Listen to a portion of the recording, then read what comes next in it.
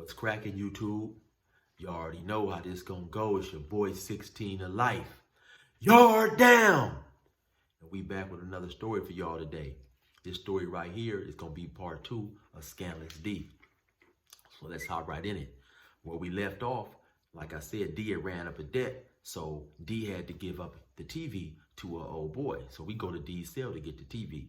So once we give old boy the TV, and he leave, I said, okay, well, D, now since I'm on your tier, man, let's go holler at this boy. Because remember, like I told y'all, D had came and got some ducats from me, $100 worth of ducats, and allegedly it was for one of his partners or somebody, and the money never ended up getting sent. So I'm like, now since we on your tier, D, let's go holler at old boy.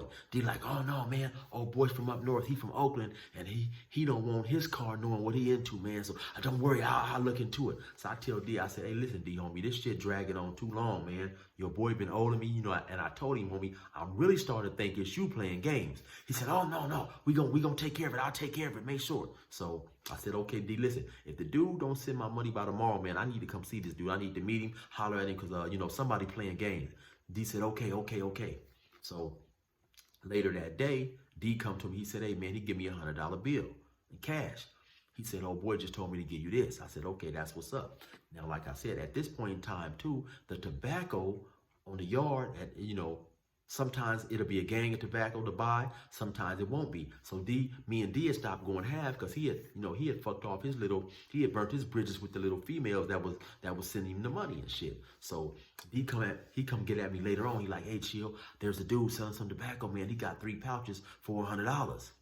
So I had to go to work. I said, okay, are you sure, D? D said, yeah, it's my boy. He cool. I said, okay, well, what I'm going to do is I'm going to get the money to my celly, who was KG. Remember the cat I told y'all that nicknamed me Arthur Trash when I was playing tennis. So I gave him the $100 and told him, you know, go get the tobacco from D, and then I get it back when I come from work, because I had to go to work. So long story short, when I come off work, I get at KG.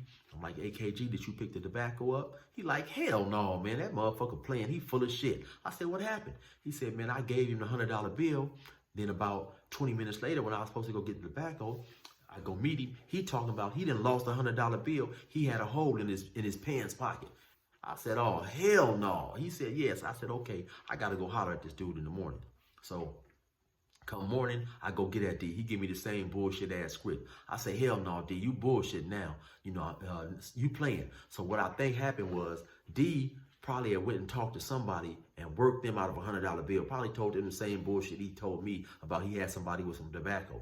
And then so later on, once he gave me the money to pacify me, then he came back and hit me with the same bullshit ass story, probably to get the $100 bill back to whoever he had finagled the $100 bill about. So I tell him, yeah, D, you know, you playing games for me. You're going to have to hurry up and get me my money. Now, during the course of all this, it's starting to pop up that D owed, you know, different dudes. Now, what happened is, too, he was buying some tobacco from this other gang. Now, I'm not going to put the gang out there because last time I done the little story about the prison riot with the IEs and the Bloods, you know, certain dudes are here, you know, they hood or they area in a certain light, and it adds fuel to the fire and kicks up some bullshit. I'm not trying to kick up. I'm just telling the story, man. You know, certain people act like they you know, nobody from their hood or whatever ever took a loss or nothing like that. So I'm gonna just say dude was from another gang.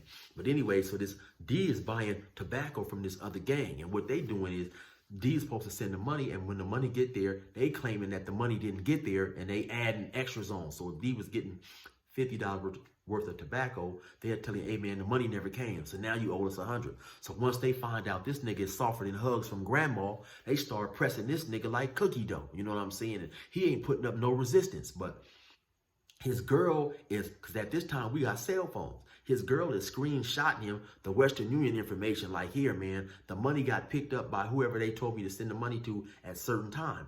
So I'm telling D, hey, listen, man, stop paying them motherfuckers. You know what I'm saying? So now at this point in time, I go and I start getting at a couple of people in other cars that I got reports with. I said, hey, listen, man, D, his money is no longer good like it used to be. So stop giving this dude tobacco and all this shit on credit, man, because we not paying no debts. I told him what we will do, if he run up a debt and can't pay, we'll whoop his ass and send him on his way.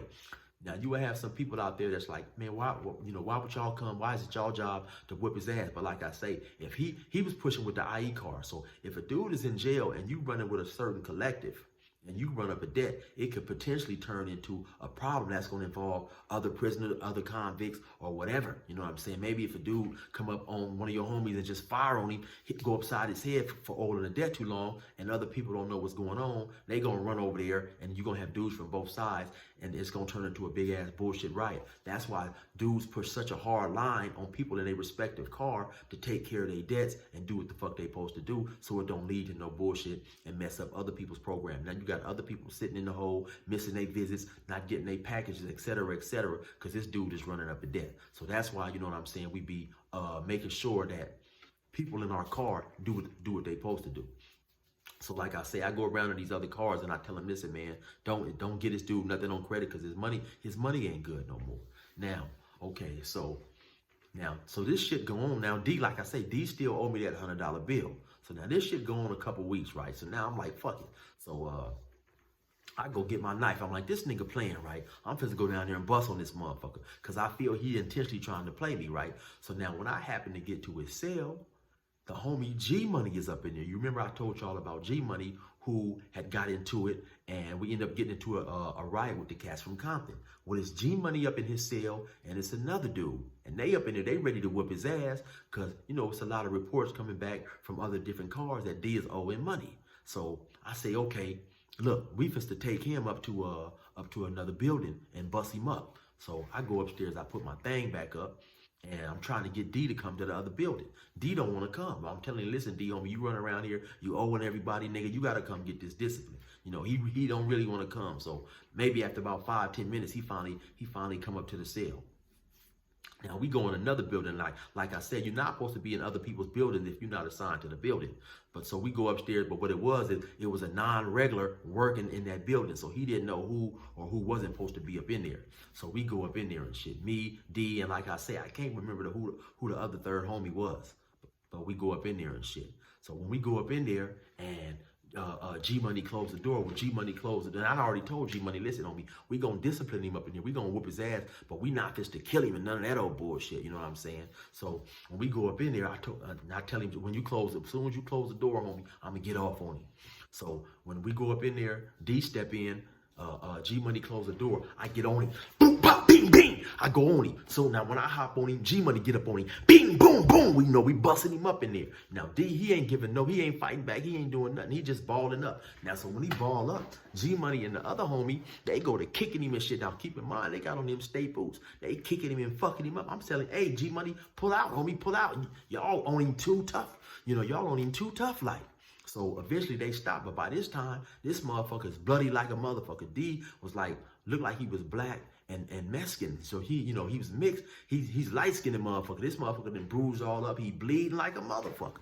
I'm like, oh, hell no. Now, G Money and the other dude, they see all the blood, and them niggas get on. So now they leave me with this motherfucker. So I'm like, hell no. So it's a towel up in there in the cell. So they grabbed the towel, you know, he wiped his face all up, and then also it was a big old giant ass like a sombrero damn near that the dudes who work outside on the yard crew, they use to keep the sun up off him, like a straw hat. That's what it was, a big ass straw hat. So he grabbed the straw hat and he put some glasses on and tried to pull the straw hat down over his face, and he fucked up. I don't know if y'all familiar with that movie Weekend at Bernie's, when they propped the dead dude up on the beach with the hat and the glasses. That's what his motherfucking ass reminded me of, and we had whooped his motherfucking ass real proper like, you know. So now he got to put on all this stuff to try to get his ass up out of the building and get past the guard, you know, because if the guard seen with all these bruises and shit, it's a wrap. So when he get his little Bernie outfit together and shit, I tell him, I'm out of here. You know, I ain't fist to try to walk up out of here with your motherfucking ass. I get up out of here. So I get up out the building. So now when he come try to get up out the building, showing up, the COC call him over there like, hey man, what the fuck's wrong with you? Come over here. Cause he, like I say, he still cut, blood running all down his face. So he put the yard down. He put the yard down, and they take D's ass to the hole. I'm like, oh hell no. Now I'm thinking that any minute They just to come get our motherfucking ass. But, you know, at least to D's credit, he didn't tell. You know, D was probably only like 4 or 5 months to the house. So they took him to the hole and shit, you know, and he never came back to the yard. So then later that day, the dudes from the other gang who was pressing D, they come get at, I think they came and got at the homie Wack first from Gateway. Was like, hey man, did y'all beat up D? You know, Wack was like, hell yeah, why, what's up? He's like, oh man, well, he owed me money. So now y'all owe me, you know, $300 or whatever it was. He claimed D came and got a pouch of tobacco. Wack tell him, nigga, you got us fucked up, nigga. We don't pay no debts, nigga. Nigga, let's get cracking out here then. I guess he thought Wack was soft like D, you know, but Wack, hey, he really with the business. So then I happen to come outside. I see what's going on. So I go over there. It's me, Wack, G-Money, and a couple other homies and shit. And, you know, now we right back at it again for us to get into another ride over some bullshit. But dude is really trying to press a line on some bullshit, thinking that we soft. So I go get at one of their other homies, you know.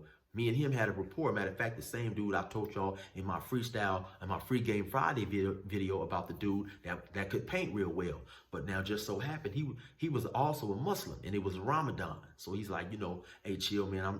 I'm doing Ramadan, homie. I don't want that to disturb what I'm trying to do, which I respect this. I said, okay. So I go tell old boy, listen, homie, look, we don't pay no debts. You know, I came and got at you earlier anyway and asked y'all if he owed y'all any money. Y'all said no. But what they wanted to do was they wanted to keep pressing him and squeezing him, you know, and tripling him and doubling him up and all that old type of shit, working him and shit. So I said, homie, listen, I ain't got nothing for you. You know what I'm saying? So he claimed that D came and got some tobacco, and he gave the tobacco to another brother by the name of Clee. So I went and hollered at Clee, and Clee said, yeah, he did take some tobacco from old boy to D, but it wasn't as much as old boy was saying. So we out there, we had a little standoff and shit. The police come see it, and you know, we split and go our separate ways. So the next day, the dude who I made D give his TV to, he happened to hear about all this shit going on. So he come to me. He said, hey, chill, listen, man, me and D had something going on. D had dropped off some ecstasy pills to one of my spots, and I'm gonna get the pills up in here. You know, he said, I'll give you the pills. I said, okay, homie, that's good looking out. Cause like I say, I didn't know nothing about it. So, you know, but since I kept it real with him and made D give the TV, he came and told me about that. You know what I'm saying? And that's what real niggas do. Like I say, cause he could have just got the pills up in there and kept him in himself. And the pills were probably going for about $40, $50. They were some ecstasy pills. So then I get that back at an old boy who claimed D got the tobacco from me. And I told him, okay, listen, homie, I got some shit going on, man. And in the event that shit hit, then I'll throw you a little something, because I'm not taking no loss, because it wasn't mine anyway. You know, it was some shit I didn't expect, and I'm gonna pay D's debt with D's ecstasy pills. So in about 2 or 3 weeks, the pills popped up, and I ended up giving old boy, you know, I ended up selling the pills, and I gave old boy, I think like $50 or whatever, which was half of a pouch. And the shit was cool like that, you know what I'm saying? So we ended up squashing it, and it was all good. But like I say, that's why sometimes we be so hard on dudes to do the right thing when they're in prison, because it can lead to some more bullshit. Then you're gonna have other people involved, you know what I'm saying? I say that them dudes had to just rush D, and we not knowing what's going on. You will have other homies run over there. Now you got a little melee or a riot jumping off. You got dudes going to the hole and fucking off their program. Now they can't use the phone, they can't go to visits or whatever, because this dummy D was not paying his debts and doing some bullshit. So for those of y'all who ain't never been to prison, but who wonder, well, why do y'all feel it's y'all job to regulate somebody else? If that dude is pushing with our car, then, you know what I'm saying, he got to do his time in a manner that's not going to cause everybody else problems. And that's why shit like that happen. So anyway, like I say, D don't end up telling him shit. Later on, I end up getting cracked with my cell phone, and I go to the hole, and I see D up in there. You know what I'm saying? So we holler for a little bit. We happen to just be 2 or 3 cells down. So D ended up getting out and going home. So later on, down the line, around 2018, 2019, once I get paroled, I'm happen to be at a casino one day. I'm in the casino walking around, and guess who I run into? Scandalous ass D, sitting there doing some bullshit. He got some bullshit on. He playing the game. He doing some type of bullshit though. First thing I say is, hey nigga, where my motherfucking $100? He turned around, his eyes get big as paper plates. He like, chill, you out? I said, yeah, nigga. He's like, what's going on? How you doing? I said, I'm doing all right, nigga. But life would be better with nigga with my $100, you know. So he go to giggling and shit, and we chop it up for a minute. He said, hey man, let me give you my phone number. I said, well, let's go get some paper. He said, no. He said, I can't do that. I can't walk around. He said, I done already got kicked up out of here, man. And if the security guards see me, they'll escort me out. I'm not even supposed to be here. And I said, damn, D, you just don't learn, huh? You still in here being scandalous on some bullshit. I said, one of these days, somebody gonna whoop your motherfucking ass and hurt you real bad and shit. But yeah, you know, that's the story right there on Scandalous D, man. It's cold sometimes when you be in a pen, you think you done developed a rapport with people and your own homies turn around and do some bullshit. You know what I'm saying? I never did find out what the fuck D was on, if he was fucking with dope or what the fuck, you know what I'm saying? But it be like that sometimes, man. So y'all gotta watch the people that's around you. Hey, but that being said, y'all stay safe. Oh yeah, resume normal program.